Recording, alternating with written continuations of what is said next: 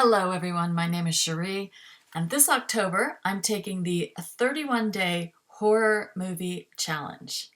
Today's movie is challenge number 4, a vampire movie.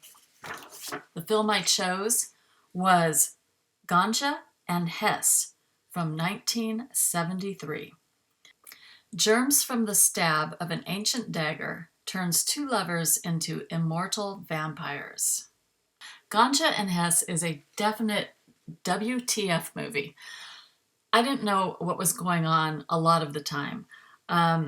It's an experimental horror. It's an art house horror. It's also under the blaxploitation genre. But I'm going to go over the little sections in this book before I start talking more in depth about that. So the writer-director was Bill Gunn, who also played a small role. The main character was Dwayne Jones, who was the lead in Night of the Living Dead, if you remember that one. And Marlene Clark, or Marlena Clark, I don't know how you say her name, was the female lead. Now,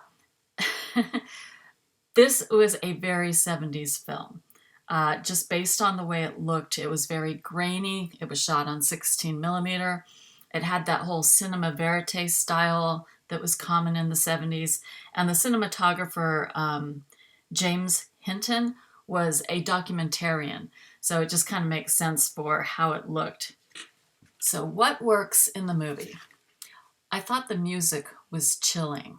They have this African tribal song that just weaves in and out, and it seems like whenever the main character is ready to kill someone for their blood, this song starts playing.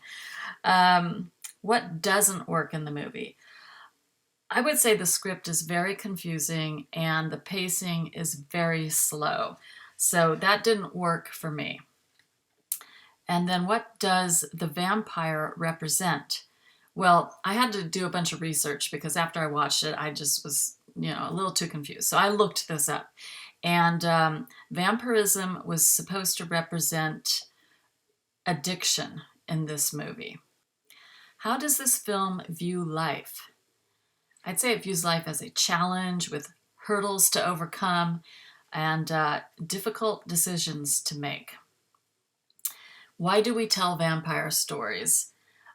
You know what? The vampire genre is not really my favorite. So again, I had to do a Google search on this because I really don't know why people love vampire stories so much. But according to Google, it is because the whole idea of immortality is something people want, but they're also afraid of. So I don't know, take that for what it is. Now, this film definitely has a cult following. Spike Lee actually remade the film. His film is called The Sweet Blood of Jesus.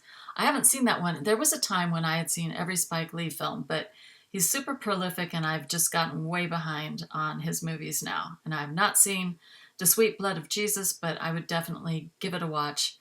Having seen this one, I want to see what he does differently. One of the things I loved about this, they had this really cool car, this limo. I don't know what it was, but it was gorgeous. The blood was like super red. I don't know what they used for the blood.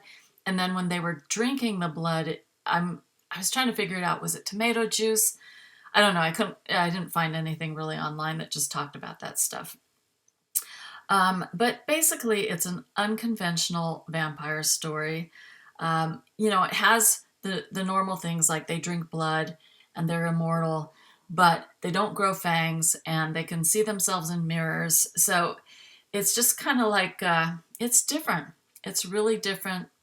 It's really artsy. Not really my cup of tea, but I'm glad I saw it. If you've seen GANJA and HESS, let me know what you thought of it, and I will see you in the next video. Bye.